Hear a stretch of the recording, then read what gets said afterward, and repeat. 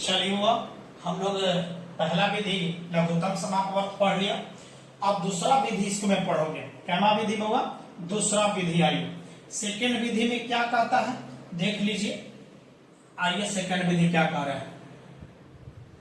दूसरा विधि आइए, चलिए दूसरी विधि की बात हम लोग कर लें। दूसरी विधि में आइए हम लोग पढ़ते हैं बाबू भाग विधि। किस विधि होगा? भाग विधि मतलब है by division method. By division मतलब डिवीजन से, बाय डिवीजन मेथड से या बाय डिवीजन के द्वारा। ठीक है। अब सोचो कि भाग विधि से हम पढ़ने जा रहे हैं। अब हम उसी को निकाल रहे हैं जो पीछे में निकाल चुके थे। क्वेश्चन आपका है 4, 6 एवं 8 का एलसीएम निकालो। एलसीएम ज्ञात करो। अब देखो बहुत सारे हैं बाबा, ऐसा है। अब इस कंडीशन से सॉल्यूशन मतलब हल निकालोगे। तो अब सबसे पहले देखो यार 4, 6 एवं किसका 8 का लघुत्तम समापवर्त यानी एलसीएम निकालना है। तो निकालना है तो भाग विधि से। कौन विधि से? भाग से। 4, 6 और कितना है बाबा? 8 है।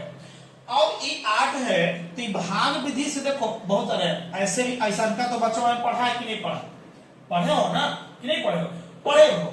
अब हम इससे अब आपको बात करें तो बताइएगा कितना से लगेगा? बोलो 2 से, क्योंकि सबसे छोटी अभाज्य संख्या 2 है। 2 से ही लगेगा। 2 दूनी 4, 2 तिहाई 6, 2 चौके 8। भाग कर रहे हो ना? फिर 2 से लगेगा। देख लो 2 का 2 हो गया, 2 नहीं है, 2 दूनी 4। चलिए और लगेगा? अब नहीं लगेगा। इसीलिए 4 कौमा 6 एवं बताइए 8 का एलसीएम क्या होगा? बोलो तो 2 कै बार यानी 2 गुने 2 गुने 3 गुने 2। तो चलो गुना करो। 2 दूनी 4, 4 तिहाई 12, 12 दूनी 24। आंसर। ये कौन विधि हुआ बाबा? ये आपका हो गया लघुत्तम जो समापवर्तन निकाला है। यह भाग विधि कहलाएगा। कौन विधि कहलाएगा? भाग विधि के नाम से जाना जाता है। चलो अब भाग विधि आएगा। अब चलेंगे तीसरी विधि। कौन सा विधि होगा? तीसरी विधि की बात करेंगे। तीसरी विधि में आ जाओ।